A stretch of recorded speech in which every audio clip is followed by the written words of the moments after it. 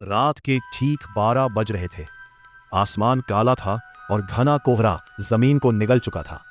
हवा इतनी ठंडी थी जैसे किसी अदृश्य चीज की सरसराहट पास ही महसूस हो रही हो। रवि पहली बार उस सुनसान रेलवे ट्रैक पर काम करने आया था। स्टेशन के बूढ़े चौकीदार ने जाते जाते बस इतना कहा था, काम करना है तो कर लो, लेकिन रात गहराने से पहले यहां से निकल जाना।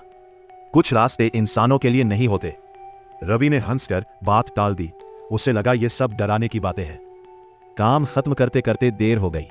अचानक सन्नाटे को चीरती हुई एक ट्रेन की सीटी गूंजी। रवि का दिल जोर से धड़क उठा, क्योंकि उस ट्रैक पर सालों से कोई ट्रेन नहीं चली थी। कोहरे के अंदर से धीरे धीरे एक पुरानी जंग लगी ट्रेन उभरने लगी। उसकी खिड़कियों में मध्यम पीली रोशनी जल रही थी। लेकिन अजीब बात यह थी, ट्रेन चल रही थी पर उसकी कोई आवाज नहीं थी। ट्रेन रवि के सामने आकर रुक गई।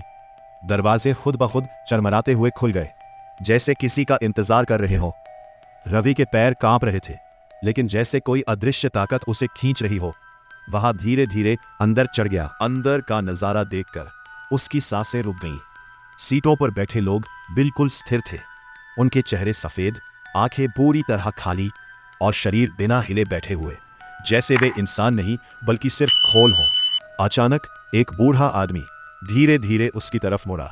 उसकी आंखें पूरी काली थी। वो मुस्कुराया और फुसफुसाया, बहुत देर कर दी आने में, अब तुम भी यहीं के हो।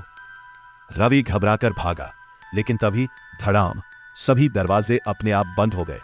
ट्रेन अचानक रफ्तार पकड़ने लगी। खिड़कियों के बाहर अंधेरा नहीं बल्कि अजीब डरावनी परछाइयां दौड़ रही थी, जैसे कोई पीछा कर रहा हो। चारों तरफ से आवाजें गूंजने लगीं, भाग नहीं सकते, अब तुम भी हमारे साथ रहोगे। रवि चीखता रहा, लेकिन उसकी आवाज उसी ट्रेन के अंदर कैद हो गई।